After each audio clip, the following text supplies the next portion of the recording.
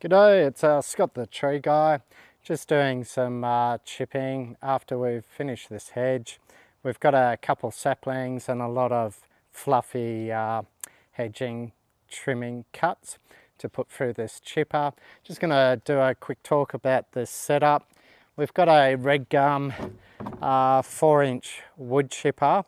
It will do a little bit bigger on softer timber and a little bit less on harder timbers such as wattles and that. Lily pillies it does an awesome job on. We have a wheelie bin system, so what we can do is simply chip using this ramp straight into wheelie bins, and then we can move these.